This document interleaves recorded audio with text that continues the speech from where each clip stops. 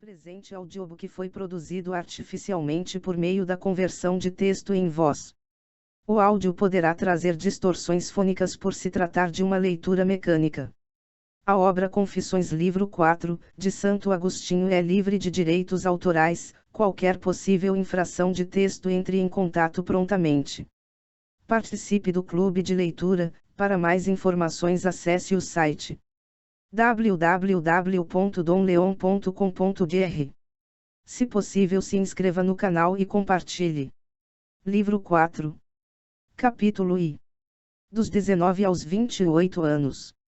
Durante esse período de 9 anos, dos 19 até os 28 anos, fui seduzido e sedutor, enganado e enganador, conforme minhas muitas paixões, publicamente, com aquelas doutrinas que se chamam liberais, ocultamente, com o falso nome de religião, mostrando-me aqui soberbo, ali supersticioso, e em toda parte vaidoso.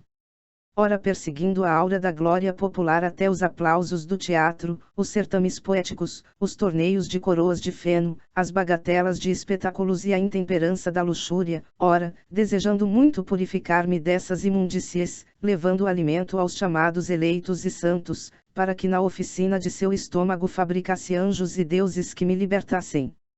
Tais coisas seguia eu e praticava com meus amigos, iludidos comigo e por mim. Riam-se de mim os arrogantes, e os que ainda não foram prostrados e salutarmente esmagados por ti, meu Deus, mas eu, pelo contrário, hei de confessar diante de ti minhas torpezas para teu louvor. Permite-me, te suplico, e concede-me que me lembre fielmente dos desvios passados de meu erro, e que eu te sacrifique uma vítima de louvor. De fato, sente, que sou eu para mim mesmo senão um guia que conduz ao abismo? Ou que sou eu, quando tudo me corre bem, senão uma criança que suga o leite, e que se alimenta de ti, alimento incorruptível? E que é o homem, seja ele quem for, se é homem? Riam-se de nós os fortes e poderosos, que nós, débeis e pobres, confessaremos teu santo nome. Capítulo 2. Professor de retórica. Naqueles anos eu ensinava retórica e, movido pela cobiça, vendia a arte de vencer pela loquacidade. Contudo, bem sabes, Senhor, que preferia ter bons discípulos, dos que se chamam bons, aos quais ensinava sem rodeios a arte de enganar, não para que usassem dela contra a vida de um inocente, mas para algum dia defender algum culpado. Mas, ó Deus, tu me viste de longe vacilar sobre um caminho escorregadio, viste brilhar, entre espesso fumo, os fulgores da boa-fé que eu demonstrava ao ensinar aqueles amantes da vaidade, aqueles pesquisadores de mentiras, eu, seu irmão e semelhante. Por essa mesma época tive em minha companhia uma mulher, não reconhecida pelo chamado matrimônio legítimo, mas procurada pelo inquieto ardor de minha paixão imprudente, mas era só uma, e eu lhe era fiel. E assim experimentei pessoalmente a distância que há entre o amor conjugal contraído com o fim de ter filhos, e o amor lascivo, no qual a prole também nasce, mas contra o desejo dos pais, embora, uma vez nascida, os obrigue a amá-la. Lembro-me também de que, querendo participar de um certame de poesia, um arúspide mandou-me indagar que idade validaria para eu sair vencedor. Mas eu, que abominava aqueles nefandos sortilégios, respondi-lhe que não consentiria que se matasse uma mosca para obter a vitória, mesmo que o prêmio fosse uma coroa de ouro incorruptível. Sabia eu que ele teria de matar animais em seus sacrifícios, julgando com 3 honras assegurar para mim os votos do demônio. Mas, confesso, Deus de meu coração, que se repudiei tal crime, não o fiz por amor da tua pureza. Pois ainda não sabia te amar, eu, que sabia conceder apenas as splendors corpóreos. Não é pois verdade que a alma que suspira por semelhantes fábulas não se aniquila longe de ti, e se apoia na falsidade, e se apacenta de vento. Mas eis que, não querendo que se oferecessem sacrifícios aos demônios, eu mesmo me sacrificava a eles com aquela superstição. Com efeito, que significa apacentar ventos, se não apacentar os espíritos diabólicos, isto é, tornarmo-nos, por nossos erros, objeto de seu riso e escárnio. Capítulo 3. A atração da astrologia. Por isso, não cessava de consultar os impasters chamados matemáticos, já que estes não usavam em suas adivinhações de quase nenhum sacrifício, nem dirigiam preces a nenhum espírito o que, consequentemente, é condenado e repelido com razão pela piedade cristã e verdadeira. Porque o bom é confessar-te, Senhor, e dizer-te: tem misericórdia de mim, e cura minha alma, porque pecou contra ti, e não abusar da tua indulgência para pecar mais livremente, mas ter sempre presente a sentença do Senhor: eis-te curado, não peques mais, para que te não suceda algo pior. Estas palavras, cujo efeito salutar os astrólogos querem destruir, dizendo: o impulso de pecar vem dos céus, foi Vênus, Saturno ou Marte que fizeram isto e tudo para que o homem, que é carne, e sangue, e soberba podridão, se sinta sem culpa, e atribua esta ao Criador e Ordenador do céu e das estrelas. E quem é este, senão tu, nosso Deus, suavidade e fonte de justiça, que dás a cada um de acordo com suas obras, e não desprezas ao coração contrito e humilhado? Havia então um varão muito sábio, peritíssimo na arte médica, na qual era celebra, sendo procônsul, pôs com suas próprias mãos sobre minha cabeça insana a coroa da vitória do concurso. Foi como procônsul, e não como médico, porque daquela minha enfermidade só tu me podias sarar, pois resistes aos soberbos e das tua graça aos humildes. Contudo, deixaste acaso de cuidar de mim também por meio daquele ancião? Ou talvez desistisse de curar minha alma? Tendo-me familiarizado muito com ele, passei a ser assistente assíduo e frequente de suas conversas, que eram agradáveis e graves, não pela elegância da linguagem, mas pela vivacidade das sentenças. Assim que ficou sabendo, por conversa, que eu me dedicava à leitura dos livros dos astrólogos, admoestou-me benigna e paternalmente a que os deixasse, e a que não gastasse inutilmente nessas quimeras meus cuidados e trabalho, que melhor empregaria em coisas úteis. Acrescentou que também ele havia cultivado aquela arte, a ponto de querer adotá-la, em sua juventude, como profissão para ganhar a vida, pois, se havia entendido Hipócrates, podia também entender aqueles livros. Por fim, deixara aqueles estudos pelos da medicina, por causa da sua falsidade, não querendo, como homem sério, ganhar o pão enganando os outros. Mas tu, disse-me ele, que tens para manter entre os homens tuas aulas de retórica, cego-és essas mentiras não por necessidade, mas por mera curiosidade, mais um motivo para que acredites no que te digo, pois cuidei de aprendê-la tão perfeitamente que quis viver apenas de seu exercício. Indaguei-lhe então por que muitas das coisas prognosticadas pela tal ciência se revelavam verdadeiras. Respondeu-me, como pôde, que a força do acaso está espalhada por toda a natureza. Se alguém, dizia ele consultando às vezes as páginas de um poeta qualquer, encontra um verso que, apesar do poeta pensar em coisas muito diversas quando o compôs, adapta-se admiravelmente ao assunto que o preocupa, assim pois nada tem de estranho que a alma humana, movida por instinto superior, inconsciente do que se passa no seu íntimo, diga, não por arte, mas por sorte, algo que corresponda aos atos e gestos do consulente. E isto, Senhor, me ensinou ele, ou melhor, me ensinaste por teu intermédio, e delineaste em minha memória o que eu mesmo mais tarde devia procurar. Mas então, nem ele, nem meu caríssimo Nebrídio, jovem muito bom e casto, que zombava de toda aquela arte divinatória, puderam me convencer a abandoná-la, porque ainda impressionava-me mais a autoridade daqueles autores. Não tinha eu encontrado ainda o argumento evidente que procurava, que me demonstrasse sem ambiguidade que os presságios acertados dos astrólogos são obra da sorte ou casualidade, e não da arte de observar os astros. Capítulo 4. A morte do amigo. Por aqueles anos, quando comecei a ensinar em minha cidade natal, conheci um amigo, a quem amei em demasia por ser meu companheiro de estudos, de minha idade, e por estarmos ambos na flor da juventude. Juntos fomos criados quando crianças, juntos íamos à escola, juntos havíamos brincado. Mas nessa época não era amigo tão íntimo como o foi depois, embora também não o fosse tanto quanto o exige a verdadeira amizade, uma vez que esta só existe entre os que amamos por meio da caridade, derramada em nossos corações pelo Espírito Santo que nos foi dado. Contudo, aquela amizade, aquecida ao calor de estudos semelhantes, era-me sumamente grata. Consegui até afastá-lo da verdadeira fé, pouco profunda e arraigada em sua adolescência, arrastando-o para as fábulas supersticiosas e prejudiciais, razão das lágrimas de minha mãe. Esse homem já errava em espírito comigo, e minha alma não podia viver sem ele. Mas eis que, seguindo de perto no encalço de teus servos fugitivos, ó Deus das vinganças, que és a um tempo fonte de misericórdia, e nos converte a ti por estranhos caminhos, eis que tu o arrebataste desta vida, quando eu apenas havia gozado um ano de sua amizade, mais doce para mim que todas as doçuras da minha vida. Quem poderá enumerar teus louvores, mesmo limitando-se ao que experimentou em si mesmo? Que fizeste então, meu Deus? E quão impenetrável é o abismo de teus juízos!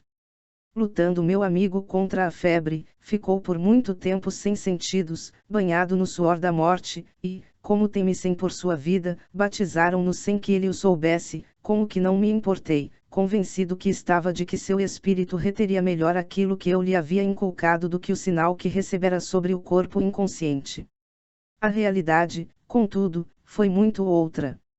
Melhorando, e estando fora de perigo, logo que lhe pude falar e o fiz logo que ele o pôde, e como dependíamos mutuamente um do outro eu não me afastava do seu lado tentei rir-me em sua presença do batismo, julgando que também ele zombaria comigo de um batismo recebido sem conhecimento nem sentidos, mas ele já sabia que o havia recebido. Olhando-me então com horror, como a um inimigo, admoestou-me com admirável e repentina franqueza, dizendo-me que se queria continuar a ser seu amigo deixasse de tais palavras. Admirado e perturbado, reprimi toda a minha emoção, esperando que convalescesse primeiro, para, recobradas as forças, estar disposto a discutir comigo o que quisesse. Mas tu, Senhor, livraste-o de minha louca amizade, guardando-o em ti para o meu consolo, pois, poucos dias depois, na minha ausência, voltaram-lhe as febres e morreu. Que dor fez anoitecer o meu coração! Tudo o que via era morte para mim. A pátria me era um suplício, e a casa paterna tormento insuportável, e tudo o que o lembrava transformava-se para mim em crudelíssimo martírio. Buscavam-no por toda parte meus olhos, e o mundo não mo devolvia. Cheguei a odiar todas as coisas, porque nada o continha, e ninguém mais me podia dizer como antes, quando chegava depois de alguma ausência, ali vem ele. Transformara-me mesmo num grande problema. Perguntava à minha alma por que andava triste, e se perturbava tanto, e ela não sabia o que responder-me. E se eu lhe dizia, espera em Deus, minha alma não me obedecia, e com razão, porque para mim, era mais real e melhor o amigo querido que perdera, que o fantasma em que mandava tivesse esperança. Só o pranto me era doce. Ocupava o lugar de meu amigo nas delicias de meu coração. Capítulo V. O conforto das lágrimas. E agora, Senhor, que essas coisas já passaram, agora que o tempo sarou minha ferida, poderei ouvir de ti, que és a própria verdade, aproximando o ouvido de meu coração de tua boca, o motivo por que o pranto é doce aos desgraçados. Acaso, mesmo presente em toda parte, repeliste para longe de ti nossa miséria, permanecendo imutável em ti, enquanto deixas que nos envolvamos em nossas provações. Contudo, se nossos lamentos não chegarem a teus ouvidos, não haverá para nós esperança alguma. Mas, por que motivo dos gemidos, do choro, dos suspiros e das queixas colhe-se como fruto doce do amargor da vida? Esperamos que nos ouça. Virá daí a doçura. Isso acontece na oração que leva em si o desejo de chegar a ti, porém, poder-se-á dizer o mesmo da dor da perda ou do pranto que então me avassalavam. Eu não esperava ressuscitar meu amigo com minhas lágrimas, mas limitava-me a me condoer e a chorar minha miséria, pois eu havia perdido minha alegria. Ou será que o pranto, que é amargo em si mesmo, se torna um deleite quando, pelo fastio, aborrecemos os prazeres que antes nos eram gratos? Capítulo 6. Inconsolável. Mas para que falar dessas coisas, se agora não é tempo de investigar, mas de me confessar a ti?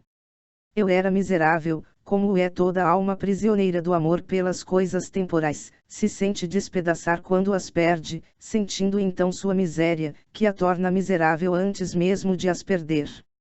Assim é como eu era então e, chorando muito amargamente, descansava na amargura. E como era miserável! Contudo, mais que o amigo caríssimo, eu amava minha vida miserável, porque embora desejasse mudá-la, não queria perdê-la como ao amigo, não sei se gostaria de perdê-la por ele, como se conta de Orestes e Pílades, se não é ficção que queriam morrer um pelo outro, porque para eles viver separados era pior que a morte.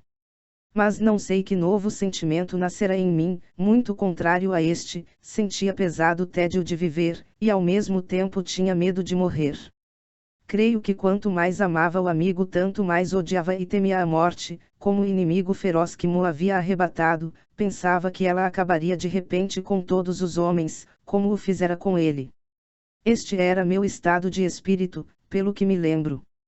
Meu Deus, eis aqui meu coração, eis seu conteúdo. Olha para o meu passado, porque sei, esperança minha, que me purificas da impureza desses afetos, atraindo para ti meus olhos, e libertando meus pés dos laços que me aprisionavam. Maravilhava-me de que sobrevivessem os outros mortais a seus amados e nunca houvessem de morrer, e mais me maravilhava ainda de que, morto ele, eu continuasse a viver, porque eu era outro ele. Bem disse um poeta quando chamou ao amigo metade da sua alma. E eu senti que minha alma e a sua não eram mais que uma em dois corpos, e por isso causava-me horror a vida, porque não queria viver pela metade, e ao mesmo tempo tinha muito medo de morrer, para que não morresse de todo aquele a quem eu tanto amara. Capítulo 7. De Tagaste para Cartago. Ó loucura, que não sabe amar os homens humanamente. Ó homem insensato, que sofre desmedidamente os rivais humanos. Assim era eu então, e assim agitava-me, suspirava, chorava, perturbava-me, e não encontrava descanso nem conselho. Trazia a alma em farrapos e ensanguentada, indócil ao meu governo, e eu não encontrava lugar onde a pudesse depor. Nem os basques aminos, nem os jogos e cantos, nem os lugares suavemente perfumados, nem os bequetes suntuosos, nem os prazeres da alcova e do leito, nem, finalmente, os livros e os versos podiam dar-lhe descanso. Tudo me causava horror, até a própria luz. Tudo o que não era o que ele era, era-me insuportável e odioso, exceto gemer e chorar, pois, somente nisto achava algum repouso. E se minha alma deixava de chorar, logo pesava sobre mim o grande fardo da desgraça. A ti, Senhor, deveria ser elevada, para ter cura. Eu o sabia, mas não o queria nem podia. Tanto mais que, ao pensar em ti, não tinha em mente algo sólido e firme, mas um fantasma, o meu erro. Se nele tentava descansar minha alma, logo deslizava como quem pisa em falso, e caía de novo sobre mim. Eu era para mim mesmo uma infeliz morada, na qual era ruim e da qual não podia sair. E para onde iria meu coração, fugindo de si mesmo? Para onde fugir de mim mesmo? Para onde não me seguiria? Por isso fugi de minha pátria, porque meus olhos buscariam menos meu amigo onde não estavam acostumados a vê-lo. E assim me fui de Tagaste para Cartago. Capítulo 8. O consolo do tempo e da amizade. O tempo não corre debalde, nem passa inutilmente sobre nossos sentidos, antes, causa na alma efeitos maravilhosos.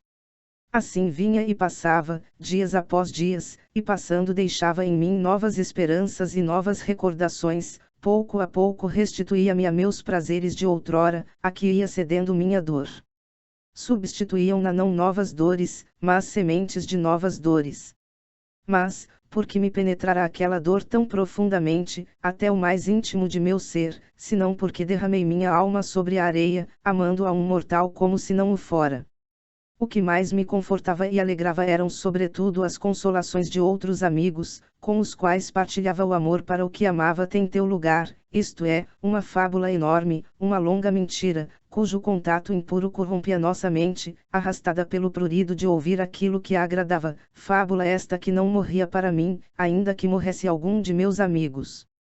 Outros prazeres havia neles que cativavam mais fortemente minha alma, como conversar, rir, agradar-nos mutuamente com amabilidade, ler juntos livros bem escritos, gracejar uns com os outros e divertir-nos juntos, às vezes discutir, mas sem ódio, como quando discordamos de nós mesmos para, com tais discórdias muito raras, temperar as muitas conformidades, ensinar ou aprender reciprocamente muitas coisas, suspirar impacientes pelos ausentes e receber alegres os recém-chegados. Estes sinais, e outros semelhantes, que procedem de corações que se amam, e que se manifestam no rosto, na fala, nos olhos, e em 1000 outros gestos graciosos, inflamavam nossas almas, como em uma centelha, fazendo de muitas uma só. Capítulo 9. O amigo de Deus. É isto o que se ama nos amigos, e de tal modo se ama, que a consciência humana se julga culpada se não ama ao que a ama, ou se não retribui amor com amor, procurando na pessoa do amigo apenas o sinal exterior de sua benevolência. Daqui o pranto do luto quando morre um amigo, as trevas de dores, e as lágrimas que inundam o coração quando a doçura se transforma em angústia, e a morte dos que morrem na morte dos que vivem. Bem-aventurado o que te ama, Senhor, e ama ao amigo em ti, e ao inimigo por amor a ti, só não perde o amigo quem tem a todos por amigos naquele que nunca se perde. E quem é este, senão nosso Deus, o Deus que fez o céu e a terra, e os enche, porque, enchendo-os, os criou. Ninguém, Senhor, te perde senão o que te abandona. Mas, quem te deixa, para onde vai, ou para onde foge, senão de ti benévolo para ti irado? Onde não achará tua lei para seu castigo? Porque tua lei é a verdade, e a verdade és tu mesmo. Capítulo X. As mentiras da beleza. Ó Deus das virtudes! Converte-nos e mostra-nos tua face, e seremos salvos. Porque, para onde quer que se volte a alma humana, onde quer que se estabeleça fora de ti, sempre encontrará dor, mesmo que sejam as belezas que estão fora de ti e fora de si mesma, e todavia, estas nada seriam se não existissem em ti. Elas nascem e morrem, e, nascendo, começam a existir, e crescem para alcançar a perfeição e, uma vez perfeitas, começam a envelhecer e morrem. Embora nem tudo envelheça, tudo perece. Logo, quando os seres nascem e se esforçam para existir, quanto mais depressa crescem para existir, tanto mais se apressam para deixar de existir. Esta é a sua condição. Eis tudo o que lhes deste, porque são partes de coisas que não existem simultaneamente, mas, morrendo e sucedendo-se umas às outras, formam o conjunto de que são partes. Assim forma-se também nosso discurso, por meio dos sinais sonoros. Este nunca se realizaria se uma palavra não se extinguisse, depois de pronunciadas suas sílabas, para dar lugar à seguinte. Que minha alma te louve por tudo isto, ó Deus, Criador de todas as coisas, mas não se pegue a elas com o visco do amor dos sentidos, pois também elas caminham para o não ser, e dilaceram a alma com desejos pestilenciais, e ela quer existir e gosta de descansar nas coisas que ama. Mas nelas não acha onde, porque as coisas não são estáveis. Elas são fugazes, e quem poderá segui-las com os sentidos da carne? Ou quem as pode alcançar, mesmo estando presentes? Lento é o sentido da carne, por ser da carne, mas essa é a sua condição. É suficiente para o que foi criado, mas não é para reter o curso das coisas, do princípio que lhes foi fixado, até o fim que lhes foi designado, porque em teu verbo, que as criou, ouvem estas palavras, daqui até ali. Capítulo 11. A verdade de Deus. Não seja vã, ó minha alma, nem ensurdiças o ouvido do coração com o tumulto de tua vaidade. Ouve também, o próprio verbo clama que voltes, porque só acharás repouso imperturbável lá onde o amor não é abandonado, se ele não nos abandona antes. Eis que as coisas passam para ceder lugar às outras, e para que assim se forme este universo inferior, de todas as suas partes. Mas, por acaso, afasto-me de um lugar para outro. Diz o verbo de Deus: fixa nele tua morada, confia a ele tudo o que dele recebeste, alma minha, já cansada de tantos enganos. Confia a verdade quanto da verdade recebeste, e nada perderás, antes, tua podridão reflorescerá e serão curadas todas as tuas fraquezas, e serão retomadas e renovadas, estreitamente unidas a ti, tuas partes inconscientes, e já não te arrastarão para a ladeira por onde descem, mas permanecerão contigo para sempre onde está Deus, eterno e imutável. Porque, perversa, cego és o apelo de tua carne. Seja esta, convertida a te seguir. Tudo o que por ela sentes é parte, mas ignoras o todo de que é parte, ainda que te dê prazer. Mas, se os sentidos de tua carne fossem idôneos para compreender o todo, e se, para teu castigo, não tivessem sido justamente limitados a compreender apenas partes do universo, certamente desejarias que passasse tudo o que presentemente existe, para melhor desfrutar do conjunto. O que falamos também ouves com os ouvidos da carne, e com certeza não queres que as sílabas se detenham, mas que voem, para que outras lhes sucedam, e assim ouvires o conjunto. O mesmo acontece com todas as coisas que compõem um todo, quando essas partes constituintes não existem simultaneamente, há mais encanto no todo do que nas partes percebidas separadamente. Mas melhor do que todas elas, é o que as fez, que é nosso Deus, que não passa, porque nada vem depois dele. Capítulo 12. O amor em Deus. Se te agradam os corpos, louva a Deus neles, e dirige teu amor para teu artífice, para não o desagradar nas mesmas coisas que te agradam. Se te agradam as almas, ama-as em Deus, porque, embora mutáveis, se fixas nele, terão estabilidade, de outro modo, passariam e pereceriam. Ama-as, pois, nele, e arrasta contigo até ele quantas almas pílderas, dizendo-lhes, amemo-lo. Porque ele criou estas coisas, e não está longe, ele não as fez para depois ir embora, mas dele procedem e nele estão. E ele está onde aprecia a verdade, no mais íntimo do coração, mas o coração errante se afastou dele. Voltai, pecadores, ao coração, e ligai-vos àquele que é vosso Criador. Firmai-vos nele, e estareis firmes, descansai nele, e estareis descansados. Para onde haides por esses ásperos caminhos? Para onde haides? O bem que amais, dele procede, mas só é bom e suave quando se dirige a ele, porém, será justamente amargo se, abandonando a Deus, amardes injustamente o que dele procede. Porque continuai por caminhos difíceis e trabalhosos. O descanso não está onde o buscais. Buscais a vida feliz na região das trevas, não está lá. Como achar a vida bem-aventurada onde nem sequer há vida? Ele, nossa vida real, veio até nós, sofreu nossa morte, e a suplantou com a abundância de sua vida, com voz de trovão clamou para que voltássemos a ele, para o lugar escondido de onde veio até nós, passando primeiro pelo seio de uma virgem, onde se desposou com ele a natureza humana, carne mortal, para não ficar sempre mortal. Dali, como o esposo que sai do tálamo, deu saltos como um gigante, para correr seu caminho. E não se deteve, correu clamando com suas palavras, com suas obras, com sua própria morte, com sua vida, com sua descida aos infernos e com sua ascensão, clamando para que voltássemos a ele. Se ele se afastou de nossa vista, foi para que entremos em nosso coração, e ali o encontremos. Se partiu, ainda está conosco. Não quis ficar por muito tempo entre nós, mas não nos abandonou. Retirou-se de onde nunca se afastou, pois o mundo foi criado por ele, e no mundo estava, e ao mundo veio para salvar os pecadores. E a ele se confessa minha alma, a ele que a cura e contra quem pecou. Filhos dos homens, até quando sereis duros de coração? Será possível que, depois de ter a vida descido até vós, não queirais subir e viver? Mas para onde subis, quando vos ergueis e abris vossa boca no céu? Descei para subir até Deus, já que caístes levantando-vos contra Deus.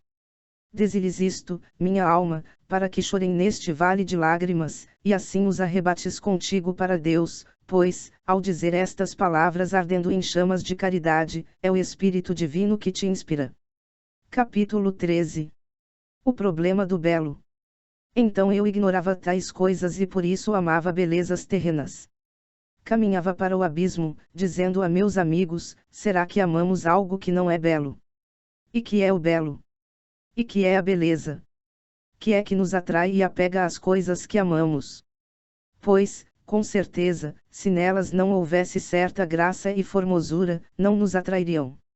E eu observava e via que num mesmo corpo uma coisa era o todo, harmonioso e belo, e outra o que lhe era conveniente, só a aptidão de se ajustar de maneira perfeita a alguma coisa como, por exemplo, a parte do corpo em relação ao conjunto, o calçado em relação ao pé, e outras similares.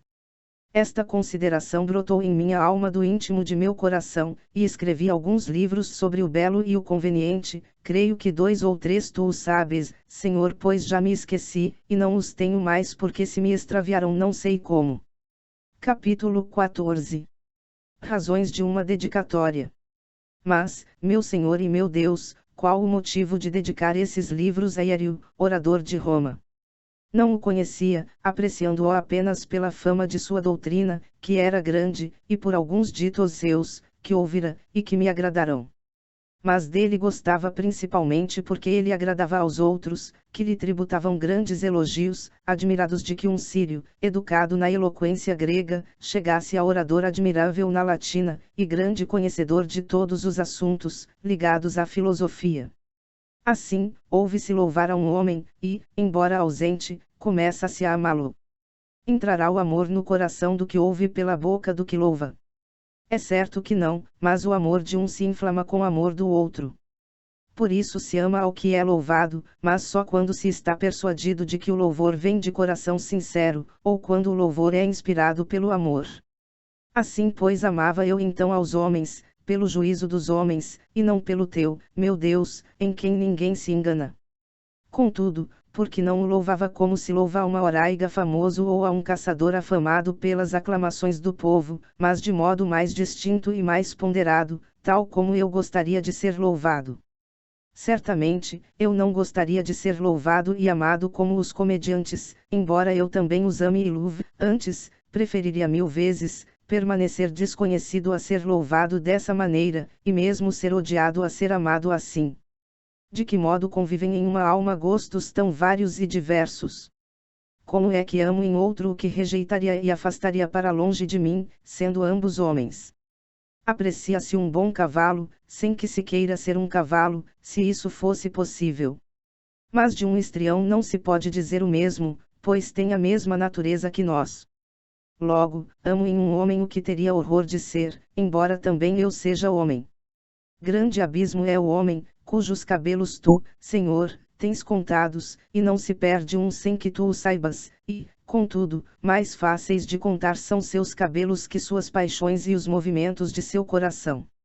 Mas aquele orador era do número dos que eu amava a ponto de desejar ser como ele, mas eu andava errante por meu orgulho e era arrastado por toda espécie de vento, embora em segredo fosse governado por ti. E como sei, e como te confesso com tanta certeza que o amava mais por amor dos que o louvavam do que pelos méritos que lhe valiam esses louvores.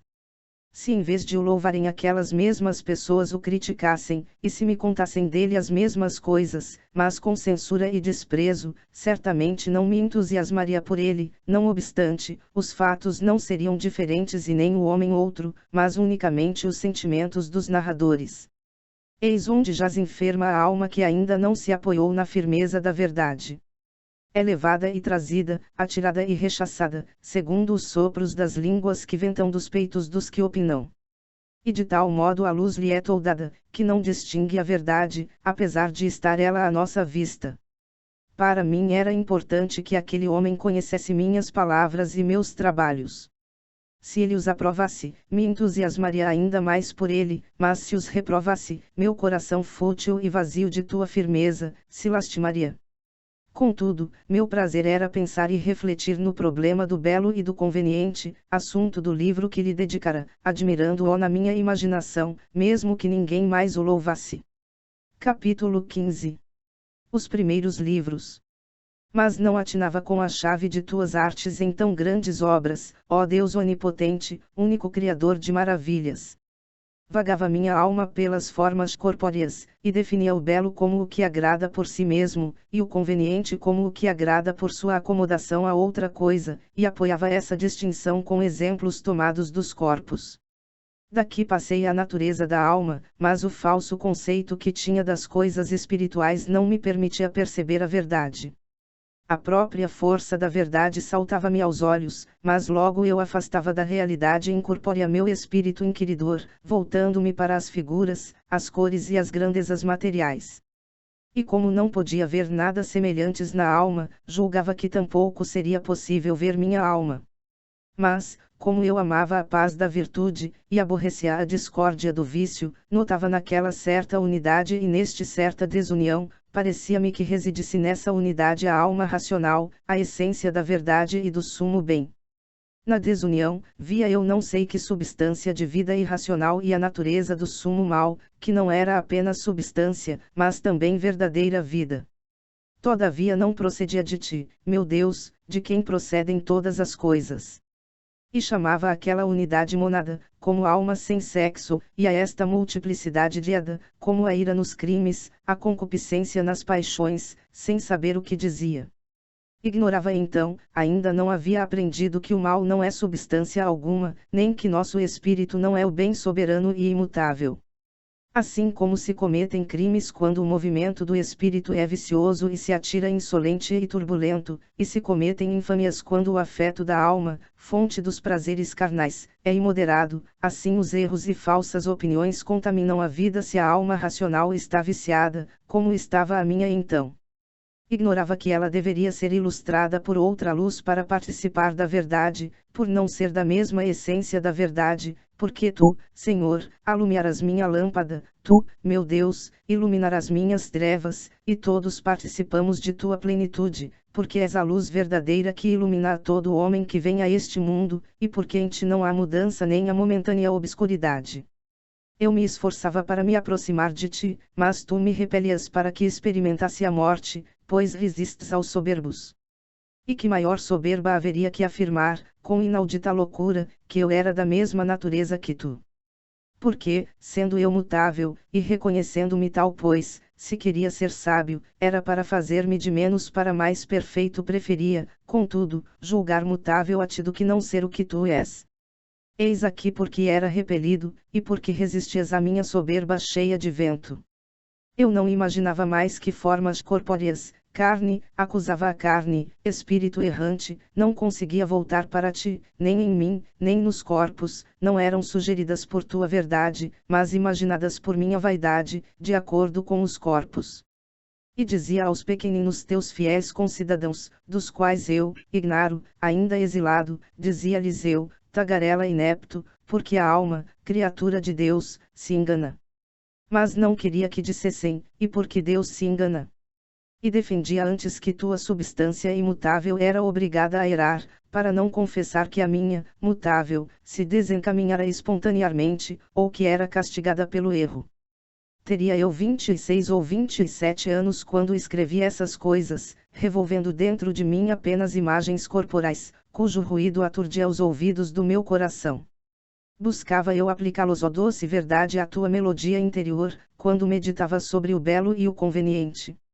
Meu desejo era estar diante de ti, e ouvir tua voz, e alegrar-me intensamente com a voz do esposo, mas não o podia, porque o alarido do meu erro me arrebatava para fora e, sob o peso de minha soberba, caía no abismo.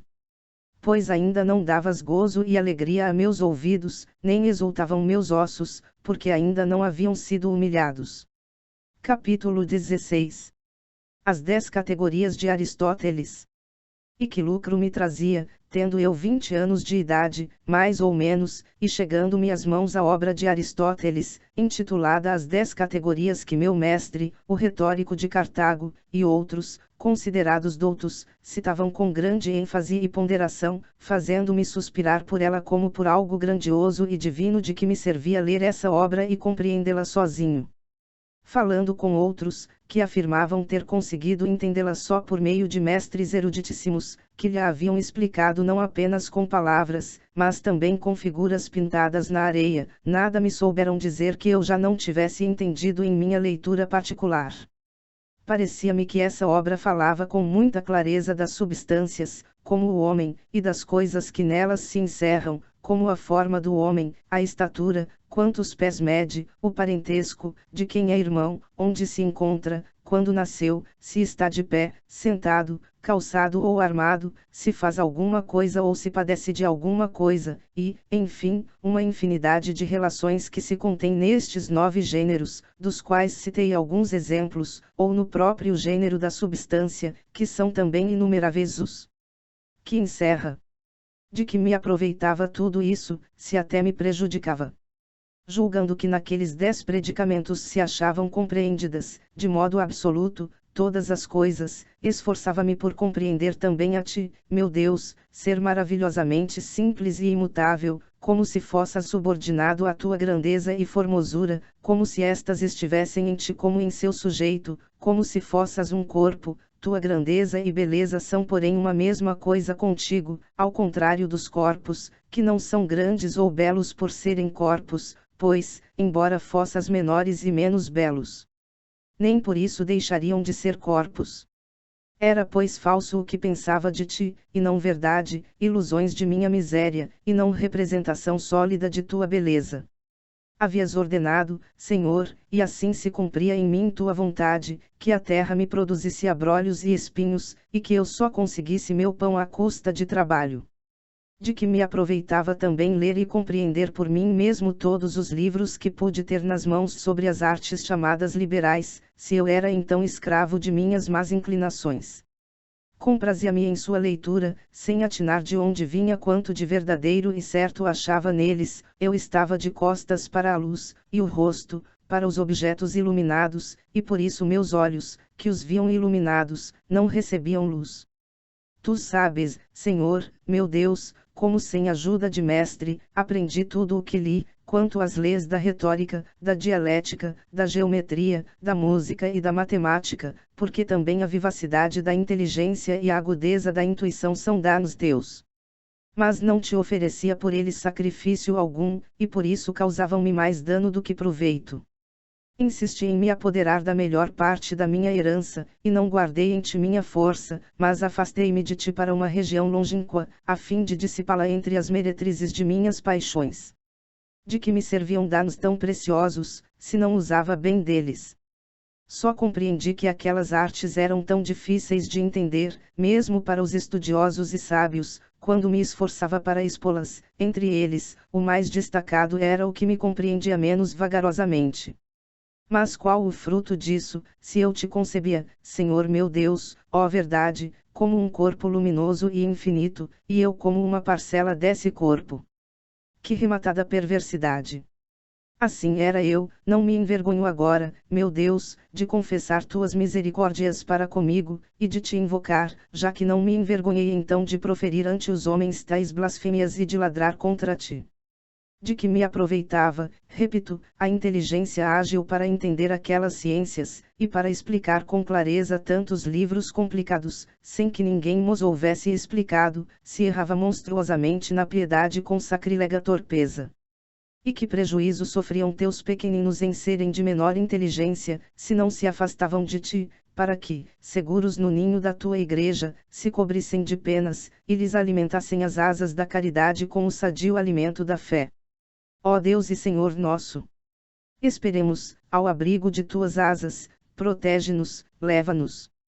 Tu levarás os pequeninos, e até escarnecidos tu os levarás. Nossa firmeza só é firmeza quando está em ti, mas quando depende de nós, então é debilidade. Nosso bem vive sempre em ti, e somos perversos porque nos afastamos de ti.